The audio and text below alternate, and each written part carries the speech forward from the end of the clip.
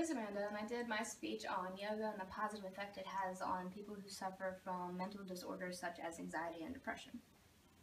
Yoga can be traced back to India over 5,000 years ago. It is known as one of the 6 orthodox systems of Indian philosophy and has been practiced for centuries in many different forms all over the world. Yoga is a Sanskrit word that actually has many meanings, but the one that is most relevant to us is to yoke or harness, because the practice of yoga is a practice that trains and unites the mind, body, and spirit. So it is harnessing these 3 aspects of yourself to get them to work together.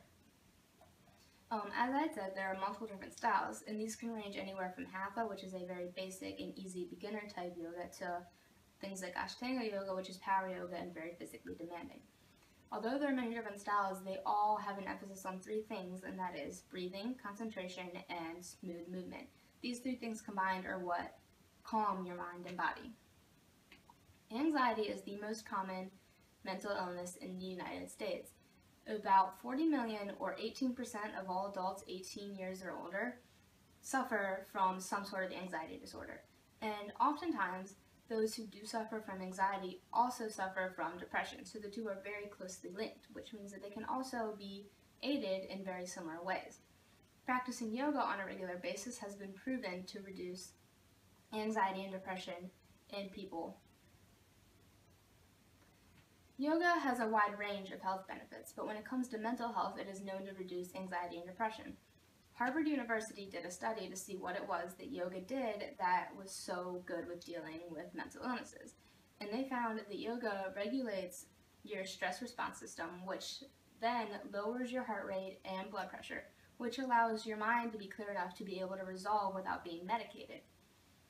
Dr. Mason Turner did research into mental illnesses to figure out what it was that they needed that was best or most necessary for combating in mental illness, and he found that the combination of meditation and physical activity are keys in combating these mental illnesses, and that is exactly what yoga combines in order to be effective.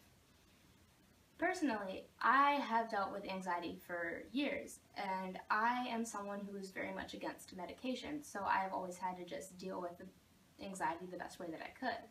And so because of that, I was really struggling with all of that, and it was like there wasn't much I could do. And then I found out that yoga was something that was very effective when it came to things like anxiety. So I was very excited and immediately tried it, and I was so satisfied. I found that I was always leaving my sessions feeling very calm and open-minded and clear, and I was able to do things every day without having a panic attack like I used to.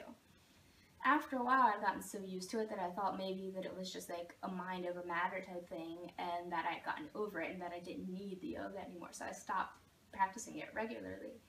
And I noticed that immediately I had spikes in my anxiety, and I was to the point where I was having panic attacks almost every day.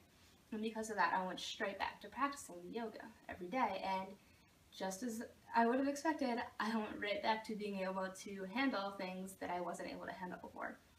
And so it is really great, and it's just as simple as having to pop a pill, and it also has much more benefits than that medication would. So, in conclusion, yoga really does aid with mental illness, especially when it comes to anxiety and depression. It is very good at relieving the 2 of those, and it's incredibly effective because it calms your body and mind and reduces and relieves any other mental illness that you are dealing with.